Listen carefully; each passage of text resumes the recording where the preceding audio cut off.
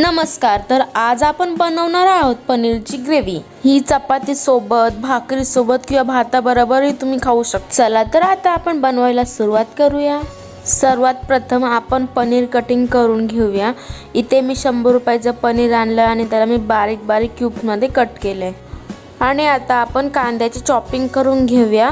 तर मी इथे 3 कांदे घेतलेले, त्याच्यावरचे सगळे सालं वगैरे कापून काढलेत आणि आपण ह्याला असं कापून घेऊया। आपण इथे कांद्याला ना अशा फोडीमध्ये कापून घेऊया आणि त्यानंतर आपण टोमॅटो कापून घेऊया। इथे मी 2 टोमॅटो घेतलेत आणि जसं आपण कांदा कापला तसंच आपण टोमॅटोलाही कापून घेऊया। आणि इथे लास्टला आपण आता कोथिंबीर कापून घेऊया, आपल्याला वरतून गार्निशिंगसाठी आणि वाटणात टाकायलाही लागणार आहे। तर चला आपण एकदा नीट बघून घेऊया काय काय इन्ग्रेडियंट्स लागणार आहेत। तर आपल्याला पनीर लागणार आहे, टोमॅटो, कांदा, हळद, मीठ आणि त्याच्यानंतर अद्रक लसूणची पेस्ट आणि मेन म्हणजे गार्निशिंगसाठी कोथिंबीर आणि वाटण्यासाठी आणि आगरी मसाला आणि पनीर ग्रेव्ही मसाला। आगरी मसाल्याच्या जागी तुम्ही तुमच्या घरात जो कोणता मसाला आहे तोही तुम्ही वापरू शकता। तर एकदा सगळे इन्ग्रेडियंट्स नीट बघून घ्या।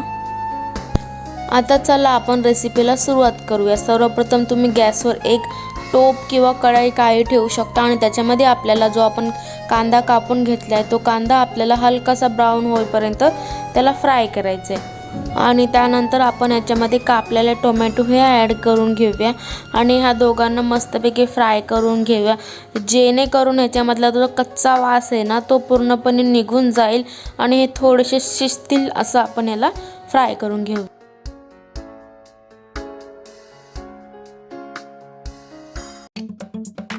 आणि नंतर आपण याच्यामध्ये थोडंसं ऑइल घालून घेऊया, अर्धा चमचा। आणि हे मिश्रण मस्तपैकी फ्राय झालंय। आता आपण याचं वाटण करून घेऊया आणि वरतून थोडीशी कोथिंबीर टाकूया आणि आता वाटण झालेलं आहे आपलं।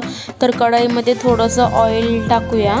याच्यामध्ये सर्वप्रथम आपण अद्रक लसूणची पेस्ट टाकलेली आहे। अद्रक लसूणची पेस्ट कशी बनवायची सर्वांना माहितीच असतं, पण जर कोणाला माहिती नसेल तर मी सांगते। आपल्याला अद्रक आणि लसूण हे पूर्ण साफ करून सोलून वगैरे घ्यायचे आणि त्याच्यामध्ये आपल्याला थोडीशी कोथिंबीर टाकून ते मिक्सरमध्ये वाटायचे आणि त्याची पेस्ट करून घ्यायची। ही आपण पेस्ट 9-10 दिवसही वापरू शकतो आणि खूप चांगली राहते।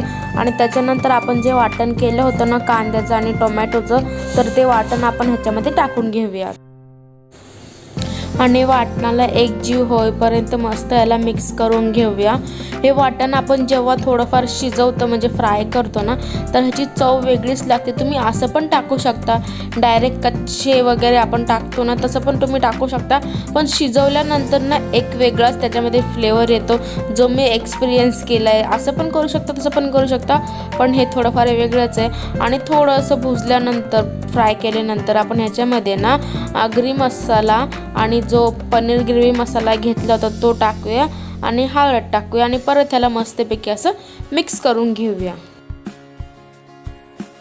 आणि सेम अशीच पनीर ग्रेव्ही आहे ना, मी रायगडला मागे गेलते तेव्हा मी खाल्ली होती, तर सेम टू सेम ती अशीच लागली होती। त्याचं टेक्स्चर जे होतं ना ते सेम असंच होतं। त्याच्यानंतर आपण याच्यामध्ये स्वादानुसार मीठ टाकून घेऊया आणि बघा आपल्या ग्रेव्हीचा कलर कसा बदलला आहे, कारण आपण त्याला मस्तपैकी तेलावर फ्राय केलेले आणि जे मिक्सरमध्ये वाटण होतं त्याच्यामध्ये मी पाणी टाकून घेतले आणि तेच आपल्या ग्रेव्हीमध्ये टाकलेलं आहे। आणि आता आपण ह्याला परत मिक्स करून घेऊया आणि ह्याचा कलर बघा कसं चेंज होईल आणि ह्याला आपण झाकून शिजवून घेऊया, कारण की ह्याचं जी ग्रेव्ही असते ना तर ती उडते अशी अंगावर, किचनवर उडते, म्हणून आपण त्यावरती झाकण ठेवून शिजवून घेऊया त्याला। आणि हे एकदम स्लो गॅसवर करायचं, आपल्याला फास्ट गॅस करायचं नाही आहे। आणि परत बघा किती भारी कलर आलेला आहे आपल्या ग्रेव्हीला। आपण फक्त थोडासाच मसाला टाकलेला आहे आणि बघा ह्याचं तेल पण काही वेळामध्ये वरती सुटून येईल। आणि आपण जे आता पनीर टाकले होते ना, क्यूब्स कापले होते, तर ते क्यूब्स आपण टाकून घेऊया। आणि जर तुम्हाला ही नॉर्मल म्हणजे सुक्की ठेवायची असेल तुम्ही सुक्की पण ठेवू शकता, किंवा तुम्हाला ग्रेव्ही बनवायची असेल तुम्ही ग्रेव्ही पण बनवू शकता। तर आम्हाला ही चपातीसोबत पाहिजे आहे खायला आणि आम्हाला थोडीशी ग्रेव्हीच आवडते, तर म्हणून मी पाणी टाकते आहे त्याच्यामध्ये। तर तुम्हाला हवं तेवढं तुम्ही याच्यामध्ये पाणी टाका। ही भातासोबतही खाऊ शकतो आपण, खूप भारी लागते। तर तयार आहे आपली ग्रेव्ही। तुम्ही एक उकळा येऊन द्या आणि